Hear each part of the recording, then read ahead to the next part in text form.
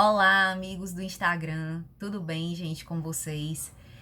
Faço votos sinceros de que esteja tudo bem com todo mundo, né? Apesar desse momento de pandemia, né? E que, enfim, torço para que tudo esteja bem na medida do possível, tá? Gente, na verdade, eu tô gravando aqui esse GTV de forma bem descontraída, em resposta a algumas perguntas que eu recebi de uma caixinha que eu postei aqui nos stories, tá com umas 2 semanas mais ou menos.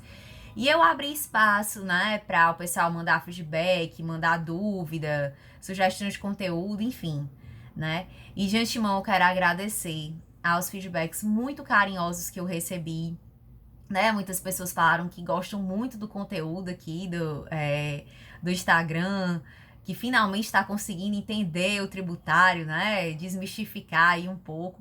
E eu fico muito feliz, gente, porque na verdade essa foi a minha motivação inicial com esse Instagram, né? Trazer esses conteúdos dessa forma que eu venho fazendo aqui, quem me acompanha, com linguagem acessível e etc, tá? Então, muito obrigada para vocês que têm realmente esse reconhecimento, tá bom? E aí, gente, eu filtrei algumas dúvidas, né? Porque elas foram até assim bem genéricas, que mais ou menos assim, porque o sistema tributário é tão complicado, porque a gente paga tanto imposto, porque tudo é tão caro, né?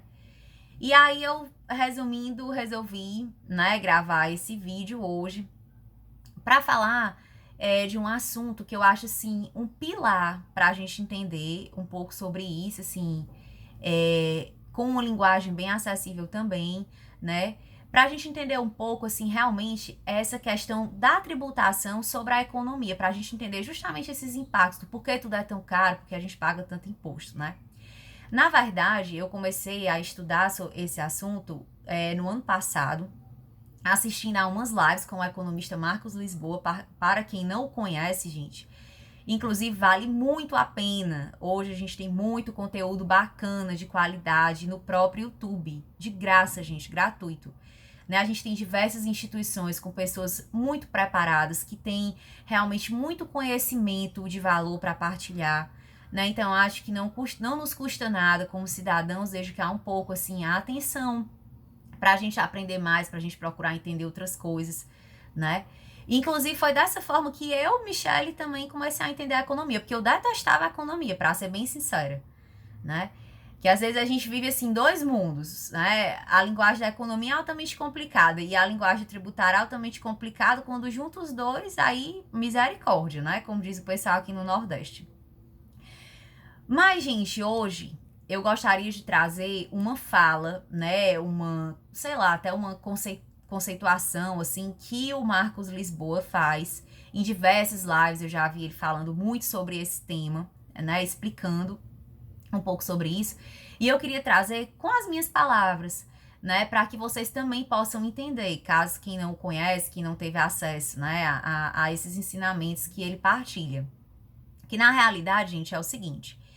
É, que só um parêntese, né? Além de responder essas dúvidas, né? Traz muita ponta aí para pensamento, né? No mínimo nos deixa realmente bem reflexivos. Então vamos lá.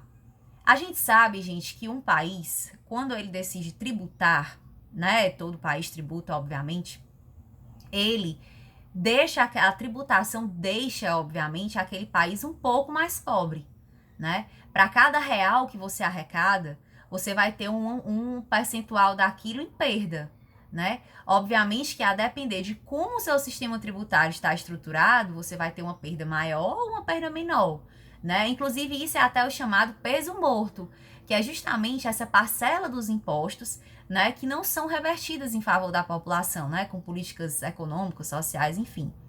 E o ideal, obviamente, né, o nosso senso comum fala muito isso também, que é que essa parcela seja mínima possível, né? E aí, gente, o que é que acontece, né? A gente tem como princípio muito básico, norteador, assim, do nosso sistema tributário, a questão da neutralidade, né? E o que é essa neutralidade? Essa neutralidade nada mais é de que a tributação não distorça a forma como a produção está organizada numa economia, né? Como assim? Quando a gente pega, por exemplo, um IVA, o Imposto sobre Valor Adicionado, né? Imposto sobre Valor Agregado. A gente sabe que o IVA ele é um imposto que ele incide sobre, ao decorrer de toda uma cadeia produtiva, né? Eu já coloquei aqui recente um vídeo super legal falando dessa questão da não cumulatividade, né? Que ele vai desde a indústria, que passa para o atacadista, que passa para o varejista, até chegar no consumidor final. Então, na verdade, o IVA, né, essa questão, esse mecanismo da não cumulatividade, ele faz exatamente isso, que se tribute apenas o que foi adicionado sobre aquela cadeia e que você possa compensar com aquilo que ficou para trás, né? Isso dá respeito à justiça da tributação sobre toda a cadeia, a capacidade contributiva, né? Uniformiza a tributação dessa cadeia, muito importante também a gente saber disso, né? E isso permite com que haja, de fato, essa neutralidade, né? Isso é muito importante para a gente entender essa questão do IVA, né? A gente tem aqui o ICMS, que é um IVA, que não é assim, não é um IVA, porque o ICMS é uma figura estranha, né? É um caso bem peculiar. Mas, enfim, a essência desse IVA, para que vocês entendam que isso é tão falado em tantos países, é exatamente essa. E outro ponto, gente, também, que o Marcos Lisboa toca muito, é que a tributação, ela não deve distorcer os preços relativos de uma economia, né? Nossa, gente, a primeira vez que eu ouvi isso pra mim foi grego, né? Meu Deus, o que é preço relativo? Tinha a menor ideia.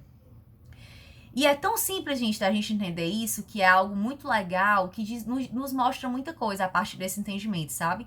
Que o que acontece? Os preços, de maneira ideal, eles servem para nortear muitas decisões, né? Decisões de nós, consumidores, o que a gente vai comprar, o que a gente não vai. E as decisões para os agentes privados, né? Que são as pessoas que vão produzir, que vão investir, né? As empresas, as indústrias, enfim. E o que acontece, né? Quando um agente privado decide investir ou produzir algo, né?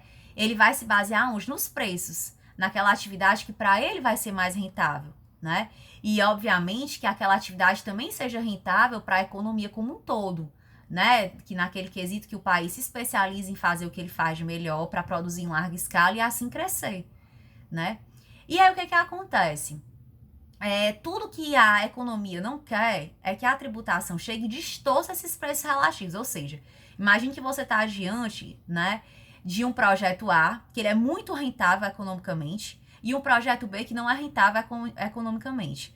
E depois da tributação, aquele projeto A que era bom passou a ser ruim e aquele projeto B que era ruim passou a ser bom. Por quê? Porque aquele projeto B tinha uma carga tributária menos elevada embutida nele. Por uma série de situações, por distorções do próprio sistema tributário, por benefícios econômicos que a gente vê muito que causa a guerra fiscal, concedido de forma errada, de forma irresponsável. E aí, gente, isso faz com que os agentes vão e se direcionem para essas atividades que não são produtivas e que em larga escala não vão ser boas para o país, né? E isso, gente, são características altamente marcantes do nosso sistema tributário, né? Isso não sou eu que estou dizendo, são economistas, são pessoas que são extremamente preparadas, que têm muita evidência, né? Eu já citei vários exemplos práticos aqui no próprio Instagram, né, comentando sobre isso. E é algo muito legal que faz com que a gente entenda realmente e saia dessa superficialidade que muitas das vezes a gente até fica, né, quando a gente fala de tributação, sabe? E, inclusive, a partir desse estudo que eu fiz, eu meio que montei até uma disciplina, né? Que não é uma disciplina teórica, assim, uma coisa mais... É até mais um bate-papo que eu pretendo lecionar em alguns cursos que eu vou fazer, né? Ainda não lancei aqui, porque ainda não são oficiais. Depois eu vou passar as datas com detalhes direitinho para vocês.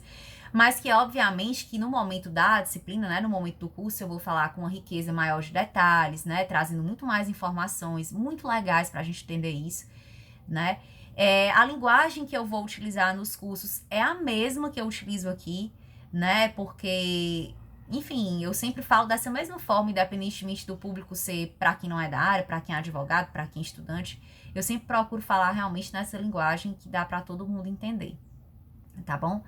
E é isso, gente. Eu espero ter esclarecido, trazido esse tema que eu já gostaria, inclusive, de ter trazido antes. Eu acho muito importante que a gente entenda esses conceitos, tá? E qualquer dúvida, estou aberta, podem mandar sugestões, independentemente de ter a caixinha ou não. Fico muito feliz com a participação de todos, tá bom? E é isso, até a próxima. Um beijo e um abraço grande para vocês.